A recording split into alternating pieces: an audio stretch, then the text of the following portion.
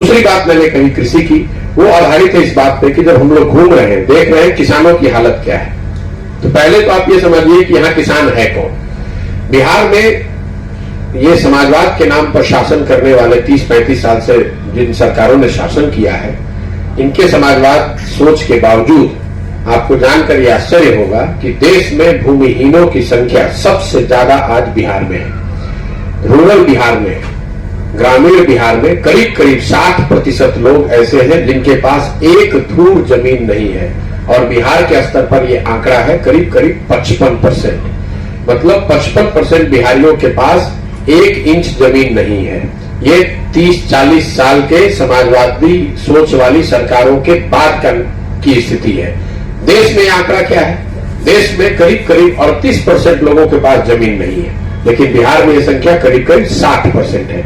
इसीलिए हम लोगों को इतनी बड़ी संख्या में आपको मजदूर दिखते हैं। पढ़ाई उनके पास है नहीं, भूमि है नहीं, तो उनको मजदूरी उनके पास विकल्प है। अब जो 30% लोग, 40% लोग जिनके पास जमीन है, उनकी हालत आप देख लीजिए। किसानों की हालत बिहार में क्या है? बिहार में जो किसान है उसमें 91% किसान मार्जिनल किसान है। मतलब जिन 40% लोगों के पास जमीन है जो खेती कर सकते हैं या कर रहे हैं, उनमें 91% लोगों के पास भूमि जो है वो 1 हेक्टेयर से कम है, जो राष्ट्रीय औसत से करीब करीब 20 परसेंटेज पॉइंट ज्यादा है। राष्ट्र मतलब देश के स्तर पर 1 हेक्टेयर से कम मालिकाना हक वाले जो किसान है वो 70-72% है, और बिहार में वो आंकड़ा है 91%। तो बहुत छोटे किसान है यहाँ पे। एक वो समस्या है। और उनके पास जो खाद बीज की बढ़ी हुई लागत है, अगर वो लागत जरा भी बढ़ती है तो उनके लिए खेती जो है वो लाभदायक पैसा नहीं है।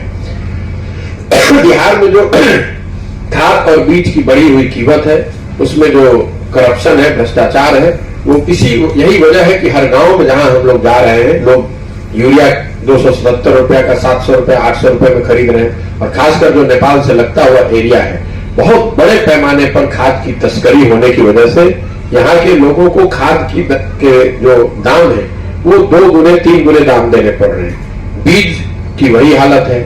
इसके अलावा चूंकि नहरों, सिंचाई की कोई व्यवस्था है नहीं, जो नहरों की व्यवस्था यहाँ पहले से बनी हुई है वो भी ज्यादातर नहर रख रखाव के अभाव में या तो बंद पड़ गए हैं या उससे समुचित सिंचाई नहीं हो पा रही है।